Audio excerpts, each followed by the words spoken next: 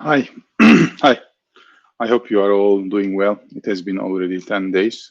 Did some personal business. I couldn't able to shoot some video, but this week I want to talk about Russia and Russian options and its future based on its options.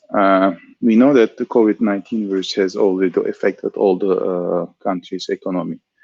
At most, the countries which supplies energy to other countries are hit hardly. These can be deemed to be Saudi Arabia, Dubai, or Arab Emirates, Qatar, and of course Russia too.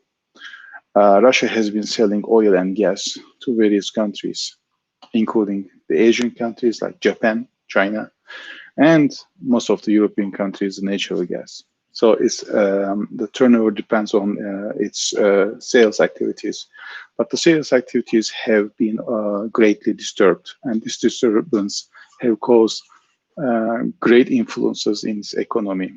Russia, at the end of 2019, has considered that the barrel of oil will be around $40 to $42. And based on this, they have calculated their, I will say, budget. Now it's between 30 to 35 US dollars, and it was around 20 a couple of months ago. This has been creating around $10 deviation between what they have assumed and what now it is actually. And in terms of their expenditures, it has been causing a lot of disturbance and also creates a lot of limitations to Russians projecting of power globally. And this is what they have to now consider. For Russia, Ukraine is much more important than its interest in Middle East or elsewhere because it creates a natural border between Europe or NATO and Russia itself. Also, its relation with Belarus and then up until down to Ukraine to Black Sea is important. Its interest in Libya or Syria is also vital, but compared to Ukraine, it's not much important. That's why, considering the lack of the funds that they are going to have it throughout from now to 2024, and I will now play a game with you. Consider that we have a vaccination somewhere else between October and November 2020, this year. This vaccination needs to be produced and then should be distributed to all countries. Considering this, let's say. This means that the Russian population, at least to a feasible number, is going to be vaccinated somewhere else between, I will say, third quarter and fourth quarter of 2021. This means that whenever they are going to start working and they will create a reasonable revenue, which I mean refer as companies in terms of private and also government companies, they are going to be useful in terms of tax collection for 2024 budget. Why?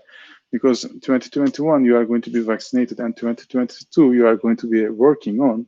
It means that in 2023 you are going to collect a little bit money from 2022, but you are going to collect a great amount of revenue and also in relation to tax from the 2023 activities. So all these results that we are going to see might only be commenced by 2024. So between now and up until, let's say, 24, the second quarter, we are projecting that the Russian economy is going to go down greatly, which is going to affect the Russians' ability in many ways. First of all, their military expenses or expenditures are going to be minimized, which means that as first, the investment plans are going to be minimized.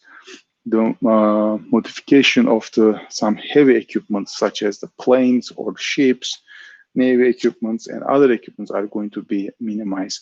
The investment on the supersonic missiles are going to be minimized.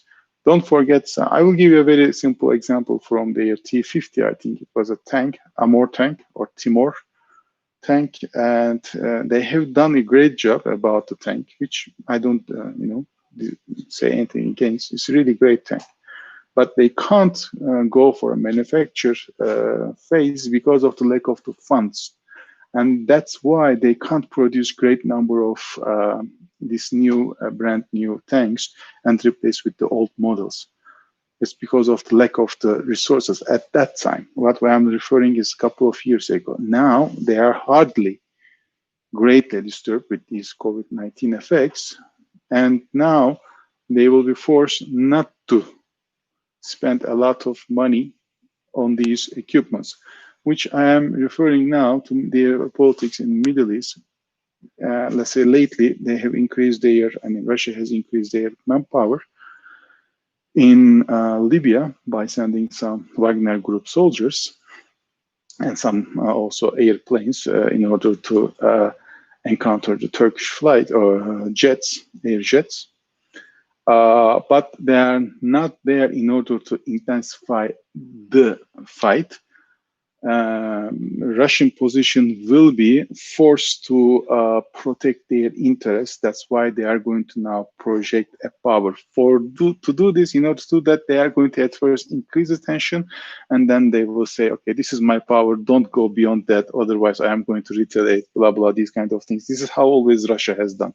So I will expect a small spike and then steady in the Middle East. So, and by time, Russia is not going to oppose any, let's say, in terms of Libya and Syria, Turkish opposition, unless it will not directly hit their, let's say, interest.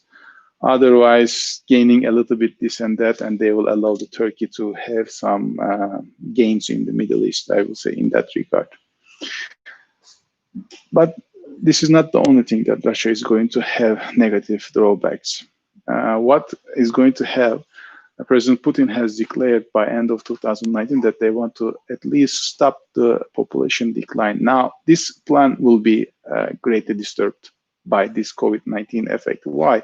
Because he has intensified, or he has expressed his intention that Russia should increase the number of the social programs in order to help all these families, so that the birth rate will get increased. And also they will let the immigration activities take place from other ex-countries, like ex-Soviet countries like Kyrgyzstan, Kazakhstan, Uzbekistan, Turkmenistan, Azerbaijan, and all other, Tajikistan, and all other places to Russia. But now the funds are not going to be available or enough, sufficient, let's say. These activities are not going to be encouraged a lot. So which means that the Russian population decline will continue, which means that they will have less and less and less GDP by each year. Now we are projecting almost with accurate, I believe, from now on up until 2024, they are going to lose greatly economy. The dollars will be lost. But from today to 2040s, it's forecasted by different agencies and institutions that the Russian population will decline from, at this moment, 144 million-ish to 130 million-ish. It's around 14 million. It will be in decline. It's going to greatly affect its GDP, which means their tax collection, the business viability, and all other things are going to be greatly disturbed. That's why we are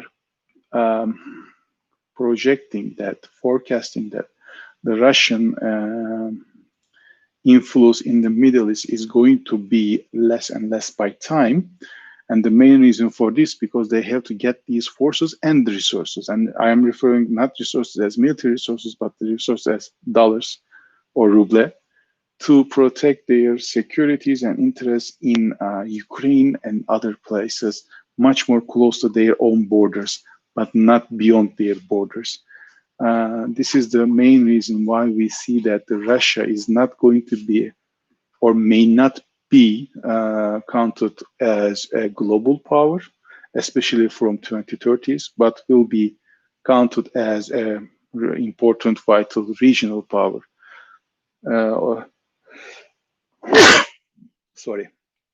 Will be counted as an important regional power. And the main reason I have already indicated, they can't keep the economy floating.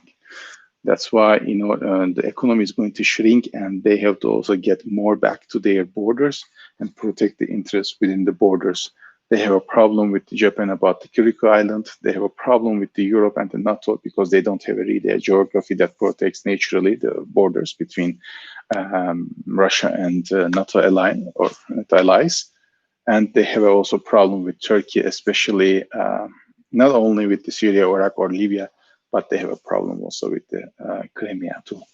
So, to protect their interests, Russia is going to withdraw all the resources back at home, and will start concentrate on deploying all these resources along the borders, but not beyond the borders.